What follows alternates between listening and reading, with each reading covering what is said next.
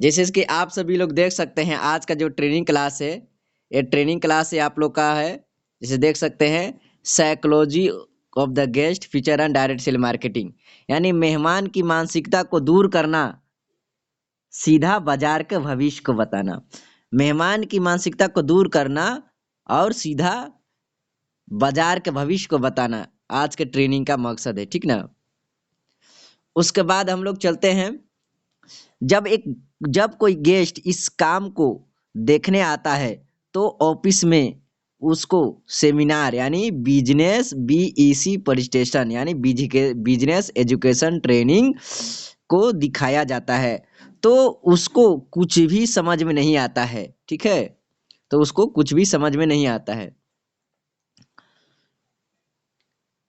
ठीक है, उसके कुछ भी समझ नहीं आता है और सेमिनार को देख देख कर उसके मन में बहुत सारे सवाल उठते हैं, ठीक है। आप सभी लोग को उठे होंगे, ठीक है ना। आप सभी लोग को उठे होंगे शुरू शुरू में, जब आपके मन में सवाल बहुत सारा उठता है, ठीक ना। तो उन सारे सवालों का जवाब उन्हें साइकोलॉजी में मिलता है। इस क्लास को हमारे डायरेक्टर साहब ने दो भागों में बांटा है। पहला साइकोलॉजी ऑफ द गेस्ट, दूसरा है future and direct sell marketing. Psychology Greek भाषा का हिंदी रूपांतरण शब्द है और ये अंग्रेजी अंग्रेजी के दो शब्द से मेल से बना हुआ है। दो शब्द कौन कौन सा, पहला है साइको यानी मन, लॉजी मतलब विज्ञान, ठीक है। दोनों को मिला करके साइकोलॉजी साइकोलॉजी होता है, हिंदी में इसे मनोविज्ञान कहते हैं। साइकोलॉजी किसे कहते हैं? किसी दूसरे व्यक्ति के शरीर के हाव भाव को देखकर उसकी मन की बातों को जान लेना क्या कहलाता है? साइकोलॉजी कहलाता है। समझ रहे साइकोलॉजी किसे कहते हैं? पता चला आप सभी लोग को साइकोलॉजी किसे कहेंगे। जैसे किसी दूसरे व्यक्ति के शरीर के हाव भाव को देखकर उसके मन के बातों को जान लेना क्या कहलाता है? साइकोलॉजी कहलाता है, ठीक है। जैसे एग्जाम्पल बताएगा, जैसे कोई व्यक्ति उदास होता है तो हम उससे बिना मिले या पूछे दूर से ही देखकर समझ आते हैं कि जरूर उसको कोई परेशानी है, या तो उसके घर में कोई मर गया है या किसी बात को लेकर दुख है, तब तो वो उदास है। और वही किसी को खुश या उसके घर में खुशी मनाते देखते हैं तो पता चल जाता है कि उसके कहीं ना कहीं उस घर में किसी की शादी है या बच्चा जन्म लिया है, इसीलिए वो खुश है, खुशी मना रहा है। हमारे कंपनी के डायरेक्टर साहब ने जब इस कंपनी की शुरुआत की थी तो उन्होंने 10 लोगों का रेशियो लिया था। उन 10 लोगों में से एक खामोखा था, 3 सलाहकार थे और 6 डायरेक्ट ज्वाइनिंग थे, ठीक है। आगे चलते हैं, खामोखा किसे कहते हैं, ठीक है। जो इंसान बड़े से बड़े और अच्छे से अच्छे कामों में छोटी छोटी कमियां या खामियां को निकालते हैं उसे हम क्या कहते हैं? खामोखा कहते हैं, ठीक है। आप लोग को उदाहरण के माध्यम से मैं बताना चाहूँगा शादी का फंक्शन के बारे में। दूसरी बात यह है कि जब आप बड़े चाव से अपना पैसा लगाकर बाजार जाकर अपनी मनपसंद कपड़ा खरीदते हैं और जब उसी कपड़े को पहनकर जब घर से बाहर निकलते हैं तो रास्ते में कोई न कोई दोस्त मिल जाता है, तो बोलता है कि ये अरे भय से कौन सा कपड़ा अरे पहने हो तुम, यह बिल्कुल भी अच्छा नहीं है। अगर कहता मैं चलता तुमको कपड़ा दिलवाने के लिए, मेरे चाचा जी के दुकान में बहुत अच्छा कलेक्शन था। आप उसकी बात को नज़रअंदाज कर के जब आप आगे बढ़ते हैं तो फिर से आपका 2-3 दोस्त मिलता है और वो भी आपके कपड़े की बुराई करता है। तो दूसरे की कमी बताने से आप उसने बताने से आप अपने उस कपड़े को जो बड़े चाव से खरीदे थे पहनने के लिए उसको खोलकर अलमारी में रख देते हैं और कहते हैं कि फिर कभी इस कपड़े को नहीं पहनूंगा। आप हमको ये बताएं कि आप दूसरों के लिए जिए हैं कि अपने लिए आप दूसरों के लिए जीते हैं कि अपने लिए। सलाहकार, ठीक है। दूसरा क्या है? सलाहकार।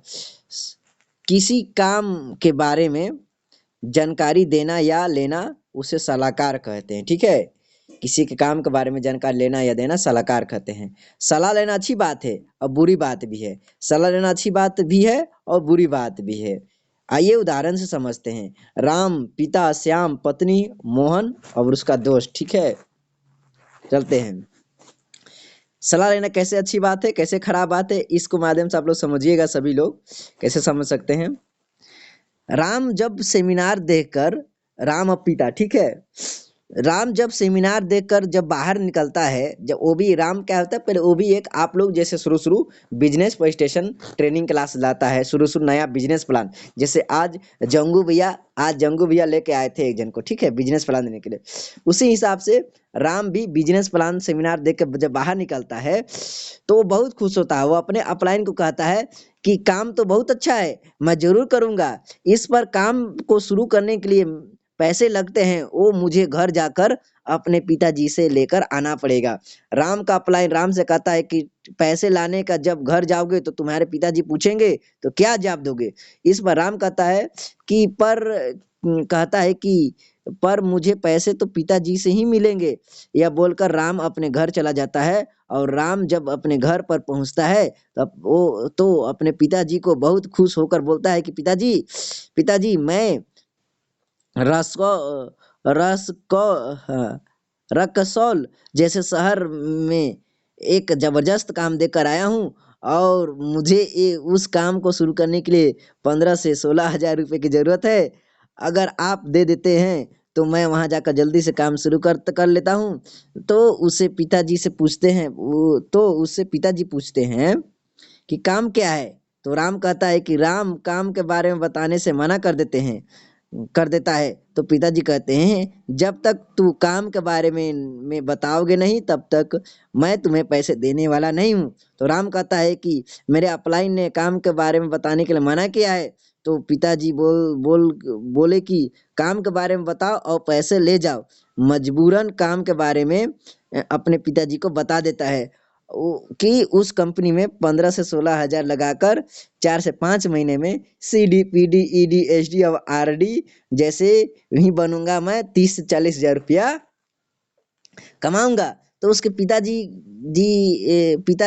पिता बोले कि ऐसा कहीं नहीं होता है। तो राम बोला कि ये सच है पिताजी। राम के पिताजी कहते हैं कि ये जो बाल देख रहे हो ना बेटा, यूं ही मैंने धूप में खड़े होकर नहीं सफेद किए हैं। मेरे जीवन में ऐसे ऐसी कितनी कंपनियां आई और चली गई। आज तक तुमने कहीं सुना है कि कोई कम पैसे लगाकर ज्यादा पैसा कमाया है। लाग ज्यादा लाग ज्यादा पैसा लगाकर कम पैसा कमाते हैं। और राम के पिताजी राम को पैसे नहीं देते हैं और राम काम को नहीं शुरू कर पाता है। पर जब वो गेस्ट आते हैं, वो जब सेमिनार बिजनेस स्टेशन को देखकर जब बाहर निकलते हैं तो कहते हैं काम तो ठीक है, पर पहले पापा से बात करके करके फोन बात से पापा से बात कर ले फोन के द्वारा। अब बारी आती है श्याम की। श्याम भी क्या करता है, श्याम पत्नी मोहन दोस्त, ठीक है। श्याम भी जब सेमिनार देख के बाहर निकलता है तो बहुत खुश होता है और अपने अपलाइन कहता है कि काम तो बहुत खुश काम तो बहुत खुश होता है। और अपने अपलाइन को कहता है कि काम तो बहुत अच्छा है, मैं जरूर करूंगा। इस काम को शुरू करने के लिए पैसे लगते हैं, वो मुझे घर जाकर अपने पैसे लाने होंगे क्योंकि मेरे पत्नी के पास रखी है। श्याम का अपलाइन श्याम से कहता है कि जब पैसे लाने का जब घर जाओगे तो तुम्हारी पत्नी जब पूछेगी तो क्या जवाब दोगे। तो अपनी पत्नी कुछ बताना नहीं, वो कुछ भी नहीं समझ पाएगी। श्याम ठीक है कहकर अपने घर चल पड़ता है। श्याम जब अपने घर पहुंचता है तो पहुंचते ही अपनी पत्नी से कहता है कि मैंने जो तुमको 15 से 16 हजार रखने के लिए दिए थे वो पैसे मुझे जल्दी दे दो, मुझे जाना है। श्याम की पत्नी कहती है कि अभी अभी आए हो, उल्टे पांव जाने की बात कर रहे हो, कम से कम एक गिलास पानी तो पी लीजिए। श्याम नहीं नहीं, मेरे पास समय नहीं है, बस तुम जल्दी से पैसे लाकर दे दो, मुझे अभी जाना है, जाकर काम शुरू करना है। पत्नी बोलती है मुझे नहीं बताएंगे कि क्या काम है। नहीं नहीं, मैं तुम्हें नहीं बता सकता। ठीक है आप बैठिए, मैं पैसा लेकर आती हूँ। श्याम की पत्नी रूम में जाती है और हाथ से एक गिलास पानी लेकर आती है अब यह देखकर गुस्सा हो जाता है। राम ये देखकर गुस्सा हो जाता है। पत्नी, गुस्सा क्यों करते हो? आप पानी तो पी लीजिए, आपके पीने तक मैं पैसे ला दूंगी। जैसे ही श्याम पानी पीने लगता है तो उसकी पत्नी साड़ी का पल्लू उठाकर श्याम के सर को पोंछने लगती है और कहती है, पत्नी कहती है, आप की मैं आपकी अर्धांगिनी हूँ, आप मुझे नहीं बताएंगे कि क्या काम है? श्याम, नहीं नहीं बता सकता। पत्नी बोलती है, याद याद कीजिए वो दिन जब आप मेरे साथ मंडप में 7 फेरे लेते हुए ये कसम खाए थे कि आप धरती पर बिना मुझसे राय लिए कुछ भी नहीं करेंगे। वो तो आज आप ऐसा कौन सा काम करने जा रहे हैं कि मुझे नहीं बता सकते हैं? ठीक है। श्याम सुनकर भावनात्मक हो जाता है और अपनी पत्नी को सारा चीज बता देता है। 15-16 हजार लगाएंगे, 4 से 5 महीना में सीडी पीडी आरडी बनेंगे और 30-40 हजार रुपये कमाएंगे। ये शाम की पत्नी कहती है, काम तो अच्छा लग रहा है, पर आप ऐसा काम करिए कि आप कम पढ़े लिखे हैं। आपका जो दोस्त है ना मोहन, बहुत पढ़ा लिखा है, वो जाकर आप काम के बारे में बताइए। वो अगर वो मान जाएगा तो आपको पैसे दे दूंगी। आप करने के लिए चले जाइएगा। साथ में मेरा एक भाई भी है जो पढ़ाई लिखाई करके बैठा हुआ है, साथ में उसको भी ले जाइएगा। ये बात सुनकर श्याम मोहन के पास चला जाता है और मोहन अपने दोस्त को कहता है कि श्याम, देख देख मोहन, मैं एक बहुत अच्छा काम देकर आया हूँ। अगर तुम मेरी पत्नी से यह कह दे कि काम बहुत अच्छा है तो वो मुझे पैसे दे देगी और मैं जाकर काम शुरू करूंगा। मोहन बोलता है, कौन सा काम मुझे बताओ, अगर अच्छा हो लगा तो मैं भी तुम्हारे साथ चलूंगा। ठीक है, ये बताता है। श्याम मोहन को एक काम के बारे में बता देता है तो मोहन कहता है, मेरा दोस्त सोहन इस काम को बारे में उसको जाकर बताओ, तैयार हो जाता है तो मैं भी चलूंगा। इस प्रकार श्याम सोहन के पास जाता है तो इधर मोहन सोहन का फोन करके सब कुछ बता देता है और उसकी बात को मानना नहीं। श्याम जैसे ही सोहन के पास बात शुरू करता है वैसे ही सोहन श्याम से कहता है, रुको रुको, कहीं तुम काम के बारे में तो नहीं बात कर रहे हो जिसे तुम पैसे लगते हैं, 3 से 4 महीना ट्रेनिंग लेते हैं, अब बोला जाता है खाना रहना सब मुफ्त है। ऐसे इस प्रकार 6 महीना में मेरे फिर बोलता है, जिस काम को करने के लिए 6 महीने पहले मेरे चाचा का लड़का गणेश गया था, 6 महीने तक उसने 1 रुपया भी नहीं कमाया। ऐसा सारा चीज बताया जाता है कि नहीं कमाया, फिर कल ही तो गणेश उस काम को छोड़कर आया है। इस तरह श्याम को झूठ बोलकर काम करने से मना कर देता है। अब श्याम सबकी बात सुनकर घर जाता है और अपनी पत्नी के गोद में उठाकर कहता है, अपनी पत्नी गोद में उठाकर कहता है कि पत्नी हो तो तुम्हारी जैसी, तुमने मेरे पैसे के डूबने से बचा लिया। इस प्रकार श्याम और मोहन दोनों इस काम को शुरू नहीं कर पाते हैं। अब आप हमको ये बताइए कि राम के पिताजी क्या इस कंपनी के डायरेक्टर थे? क्या श्याम की पत्नी डीडी थी? क्या मोहन का दोस्त जीडीडी था या फिर सिंडिकेट था? अगर कुछ नहीं थे तो क्या उनको सलाह सही मिला होगा? नहीं, बिल्कुल नहीं मेरे दोस्त, क्योंकि सही सलाह नहीं मिला। उनको आगे देखते हैं। अगर कोई फिल्म को बनने में 2 से 3 साल लगता है, जब आप वही फिल्म सिनेमा घर में लगता है तो आप उस फिल्म को 2 या 2.5 घंटा देखकर अपने घर जाते जाते रहते हैं। तो आप कोई दोस्त रास्ते में मिल जाता है और वो आपसे पूछ देता है कि आप कहाँ से आ रहे हो। अब बड़े खुश होकर जवाब दोगे कि मैं क्या बताऊं यार, मैं तो जबरदस्त फिल्म देखकर आ रहा हूँ। तो आपका दोस्त तो आपसे पूछता है कि मुझे भी बताओ फिल्म में क्या कहानी थी। तो आप उसको पूरी फिल्म 2 से 5 मिनट में सुना देते हैं। क्या आप दोस्त को पूरी फिल्म समझ में आ जाएगा? पूरी फिल्म जबकि आपने उसे पूरी 3 घंटा समय देकर देखा तथा पैसे लगाकर फिल्म को देखे होंगे, आपके दोस्त को पूरी फिल्म समझने के लिए फिल्म को देखनी पड़ेगी 3 घंटा समय देकर। ठीक उसी प्रकार से आपको अपने काम के बारे में किसी को बताना, उसको सेमिनार प्रेजेंटेशन दिखाना पड़ेगा। मेरे कहने का मतलब ये है मेरे दोस्त की सलाह मेरे दोस्त की सलाह आप उन्हीं से लीजिए जो आप सलाह उन्हीं से लीजिए जो इस काम को बारे में जानकारी जानता हो। मान से लीजिए हम आपको बनना मान लीजिए आपको डॉक्टर बनना है तो सलाह आपको डॉक्टर से लेनी पड़ेगी। उसके जगह पर यदि आप हलवाई से पूछेंगे तो वो वही बताएगा जो वो जानता होगा।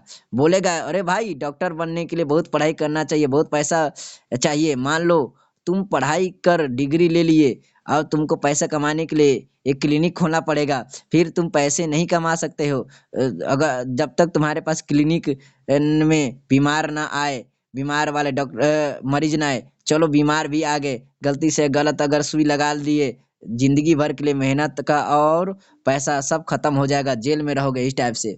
तो इससे अच्छा है कि तुम मेरे पास रोज सुबह आना और तुम्हें जलेबी और समोसा बनाना सिखा दूंगा, ठीक है। रोज तुम 500 रुपये कमा सकते हो। उस हलवाई के ये नहीं पता कि अगर समोसा बनाते समय गरम तेल आंखों में पड़ गया तो डॉक्टर के पास ही जाना पड़ेगा।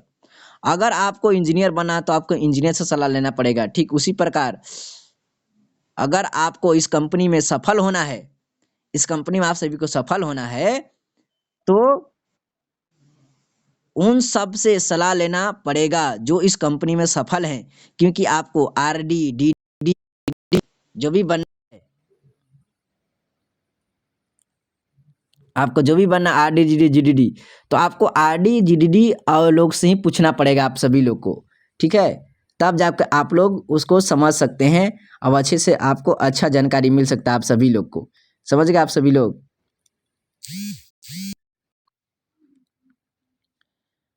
उसके बाद चलिए 1 मिनट, समझ आ रहा आप सभी लोग को? बताइए, अभी आ रहा समझ आप लोग को? आ रहा है ना जंगू भैया? दिख रहा है स्क्रीन ना? स्क्रीन दिख रहा है ना? चले ठीक है, तो ये हिसाब से आप देख सकते हैं। चले ठीक है, मैं आपको यह बताना चाहता हूं मेरे दोस्त कि आप सलाह उसी से ले लो जिसको काम के बारे में जानकारी हो। उससे कभी भी सलाह नहीं ले जिनको जानकारी ना हो, तभी आप लोग सफल होंगे। डायरेक्ट ज्वाइनिंग जो काम को देखने यानी सेमिनार देखने के बाद वो बिना किसी के सलाह लिए, राय मशवरा लिए बिना काम को शुरू करता है, वही 6 डायरेक्ट ज्वाइनिंग कहलाता है। जो खुद अपने ऊपर निर्भर होता है, ना दूसरों के ऊपर, अपना डिसीजन खुद लेता है, ठीक है। ये आपका है डायरेक्ट ज्वाइनिंग। उसके बाद है मौका। किसी भी इंसान के जीवन में अचानक से आने वाले प्रविष्टि को मौका कहते हैं, ठीक है। इसका कोई रंग रूप आकार कुछ भी नहीं होता है। जैसे गरीब लकहारा जिसकी माँ अंधी बेौलाद और बहुत ही गरीब होती है, उस पुजारी जिसको 3 मौके मिलते हैं, भिखारी के पुल को आंख बन के पास जाना, मौके की तस्वीर, ये सारा जो फूल तोड़ते हैं बगीचे जाने वाला व्यक्ति, बंदरिया बंदर बंदरिया के कहानी जैसे, ठीक है। मौका, एक बंदर, जैसे मैं सुनाया था कहानी, आप लोग को याद होगा। एक जंगल में बहुत घना बरगद का पेड़ था, उसमें बंदर बंदरिया रहते थे। एक दिन आकाशवाणी हुआ कि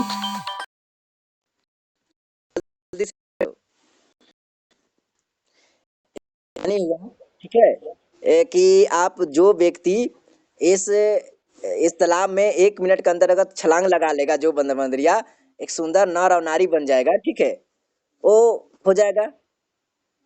लेकिन कुछ बंदा लोग छलांग, कोई नहीं छलांग लगाया, ये सोच करने लगा कि ये भविष्यवाणी झूठा झूठा होगा, ऐसे सोच के। लेकिन दो बूढ़ा बूढ़ा बंदर बंदरिया ने उस पे छलांग लगाया और उन्होंने सुंदर नर और नारी बन गए। उसी को देखकर बाद में जो बंदर बंदरिया छलांग लगाए वो लोग नहीं बने, क्योंकि उन लोगों ने वो समय खत्म हो जाता है, इसलिए मौका बार बार नहीं मिलता है। विश्वास, विश्वास अटूट होता है,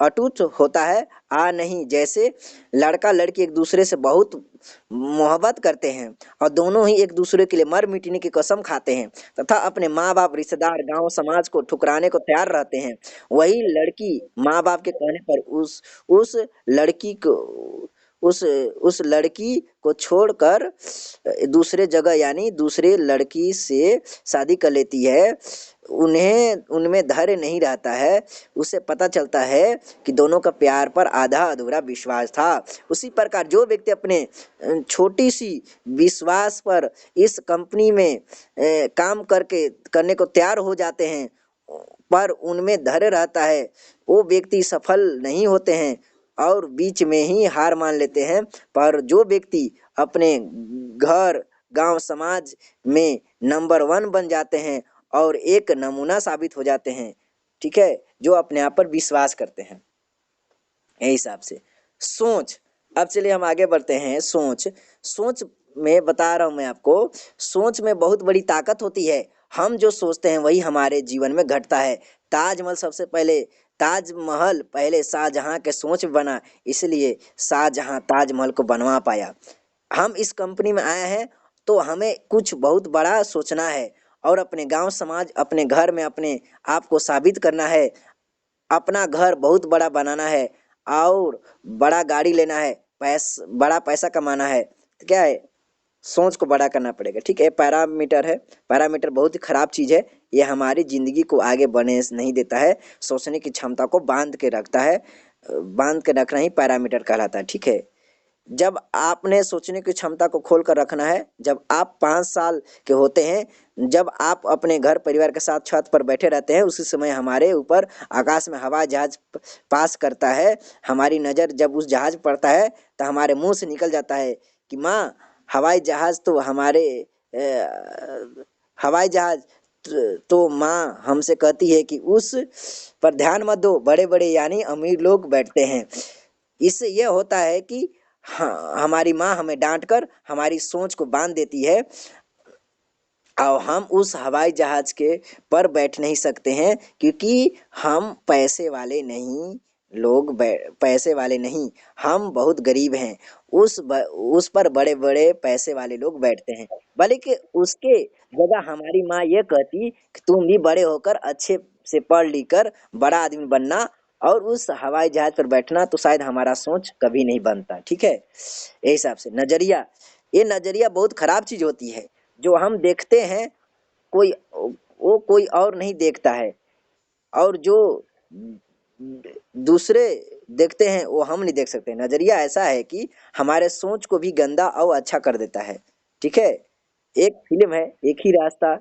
उस फिल्म में अमिताभ बच्चन जो कि अपने बेटे को अपनी हथेली पर नाम लिखकर दिखाता है, उसके बेटे को छाव नजर आता है, क्योंकि अमिताभ का बेटा उसका उल्टा खड़ा रहता है। तो अमिताभ अपने बेटे को कहता है कि मैं जहाँ खड़ा हूँ वहां से 9 दिखता है, जो सही है, और तुम जहाँ से खड़े हो वहां से 6 दिखता है, वो भी सही है।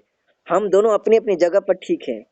हम दोनों को देखने का नजरिया अलग अलग है। दौर, जिस प्रकार भगवान ने एक इंसान के 3 दौर बनाकर भेजा है, ठीक है, भेजे हैं, जैसे बचपन, जवानी, बुढ़ापा, ठीक उसी प्रकार इंडिया में कोई भी कंपनी आती है तो उस कंपनी का 3 दौर होता है, जैसे शुरुआती दौर, प्रसिद्धि दौर, प्रतियोगिता दौर, रेल गाड़ी, काला भूत, पहले लोग बोलता था रेलगाड़ी को। ठीक है, जब शुरुआती समय तक लोग को नहीं बैठना चाहता था। सिलेंडर बम का गोला बोलता था लोग, जब गैस का सिलेंडर आया था शुरुआत समय। कंप्यूटर इत्यादि को लोग नहीं समझता था। इनकम कमाई का, ठीक है, जब शुरुआती कोई आता तो कोई नहीं समझता उस टाइप से। इनकम की कमाई, इनकम 2 प्रकार का होते हैं। पहला लीनियर इनकम, अपने समय को बेचकर पैसे कमाते हैं, जिसे देख सकते हैं 1 1 2 हो गया, 2 + 2 4 हो गया, 3 + 3 6 हो गया, 4 + 4 8 हो गया, 5 + 5 10 हो गया। लेवरेज इनकम, अपने समय को दूसरों के समय के साथ मल्टीप्लाई करके पैसे कमाते हैं। ठीक है, जैसे 1 × 1 1 हो गया, 2 × 2 4 हो गया, 3 × 2 9 हो गया, 4 × 4 16 हो गया, 5 × 5 25 हो गया। ठीक है, ये मल्टीप्लाई। महंगाई रेशियो, ठीक है, जैसे देख सकते हैं आप 1920 में जो व्यक्ति 1 रुपया कमाता था वो उस समय का अमीर होता था। 1940 में जो व्यक्ति 10 रुपया कमाता था वो अमीर होता था। 1960 में जो व्यक्ति 100 रुपया कमाता था वो अमीर था। 1980 में जो व्यक्ति 1000 कमाता था वो अमीर था। 2000 ईस्वी में जो व्यक्ति 10,000 कमाता था वो अमीर था। 2015 में जो व्यक्ति 50,000 रुपया कमाता था वो अमीर था। 2020 में जो व्यक्ति 1 लाख रुपया कमाएगा वो इंसान अमीर कहलाएगा। इंसान का रेशियो 0 से 20 वर्ष तक मौका मौज मस्ती करते हैं लोग, ठीक है। 20 से 40 तक बैल की तरह काम करते हैं एकदम, खूब खून खून पसीना कमाएंगे बहाएंगे।